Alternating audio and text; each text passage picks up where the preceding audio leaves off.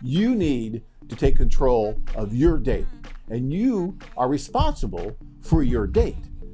Okay? And so if you listen to what I'm saying here and you are getting ready to go over and you're in a situation where you do have to have a translator on a date, then you need to think about these rules that we're talking about here and apply them. Because at the end of the day, you're responsible for your success. And we'll help you as much as we can. We'll give you these tips, these rules, this advice, but it's up to you to follow it.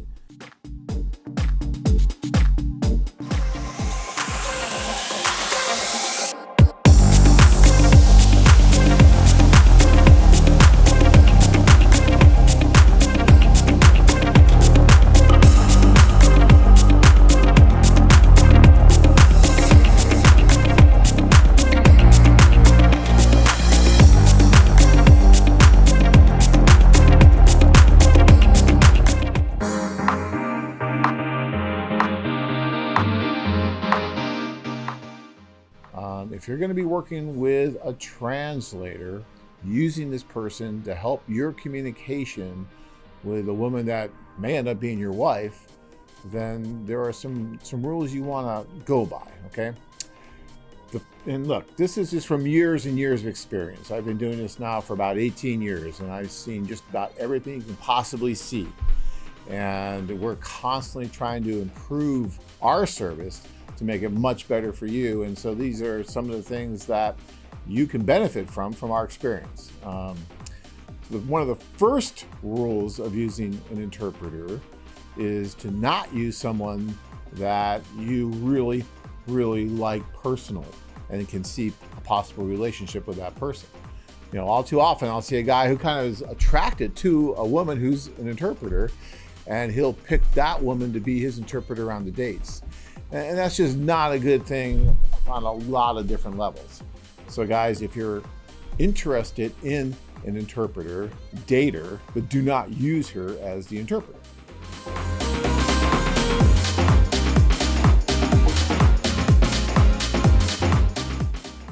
Second thing you want to be thinking about is you want to use 2 or more interpreters if possible with the same woman.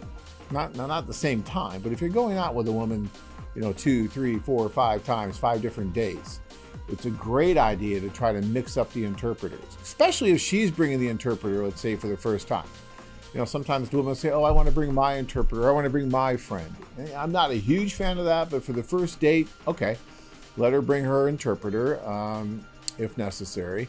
But by the second, especially the third date, you should be able to use a different interpreter, or even maybe go out without an interpreter. Use, translating machines, a calculator, or, cell phones, or even the old-fashioned way with a dictionary.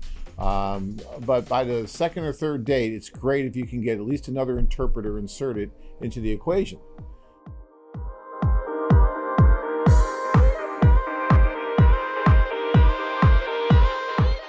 So another thing is, when you're on the date with the interpreter, you really want to direct your conversation, direct everything about the date to the date and not to the interpreter.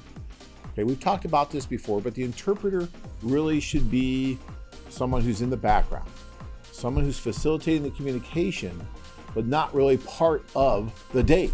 And that's not easy to do, guys. I'll tell you, it's just not a simple thing to do. You really have to be thinking about it from the beginning, and you really have to force it at the beginning. And if you do that, then during the date, it will get much easier and it'll just seem more and more normal. But if you start out trying to pretend like you're on a date with your date, and you're on a date with the interpreter, and you're trying to, talk to both and joke with both and have fun like that, it's not a good thing, because your purpose on that date is to see whether or not there's going to be a connection, a spark with this woman. But if you are involving the third person, the interpreter, too much into this, then it's just not going to work. You're not going to get what you need out of that date.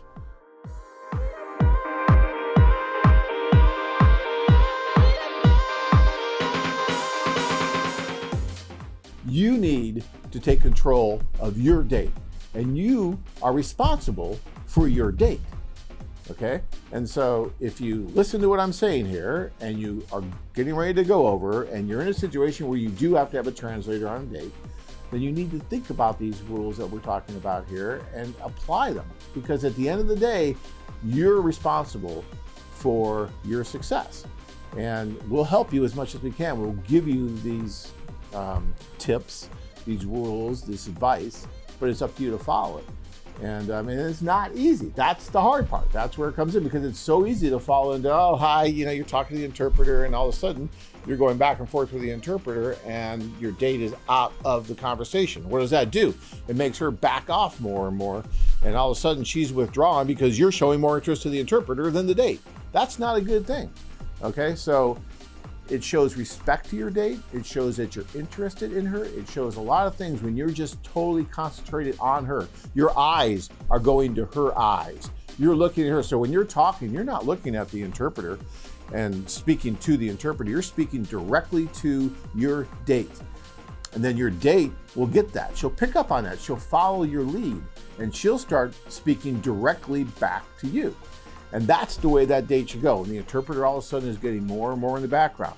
So the interpreter's interpreting back and forth, but she's not putting her 2 cents in. She's not making jokes. She's just interpreting what's happening. And then if a third party comes up, let's say one of her friends comes up to the table that just happens to be there at the restaurant, and she starts talking in whatever language, whatever country you're in. We go to so many different countries, but whatever country it is, she starts talking to you in that language. To your date in that language. The interpreter should softly be interpreting what they're saying to you. Why? Because it's happening in front of you. And if you could understand that language, then you would be privy to that conversation. So the interpreter should be able to interpret whatever's going on. When the waiter comes over, starts talking, and she's ordering, that interpreter should be telling you what she's ordering. And if she starts to order, 5 lobster dinners, then at least you've got a clue that she's ordering 5 lobster dinners, and maybe you might want to mention something about that, okay? That usually doesn't happen.